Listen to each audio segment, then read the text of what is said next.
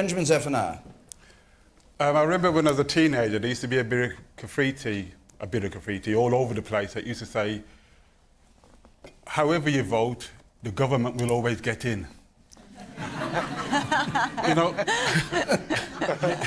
years ago, a few years ago, I don't know if you remember, I came on this programme just leading up to the vote, and I was genuinely a neutral.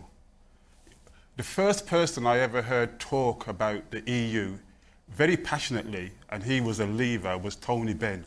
And he sat down and he talked to me about it for hours. And I agreed with him. And he always said one of the problems with the EU is the longer we stayed in, the more difficult it would be to get out.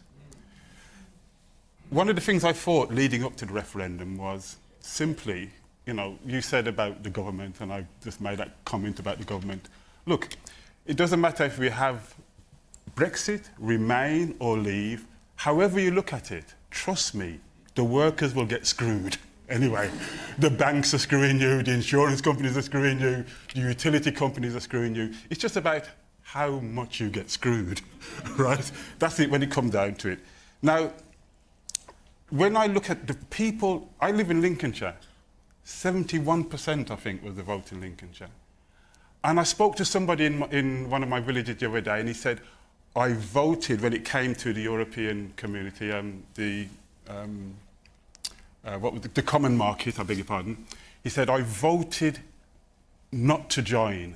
And I said, why? He said, because my father was killed by the Germans, and I would never get into bed with the Germans and do anything with the Germans. And then the next day I spoke to somebody who voted to join. And I said, why? She said, well, my father was killed by the Germans, and I wanted to make sure that we were working together. Yeah, absolutely. And so it shows you that people are voting to leave and remain for completely different reasons. And one of the conclusions I came to leading up to the vote was that it was going to be mayhem, and it is mayhem. All right. The one there.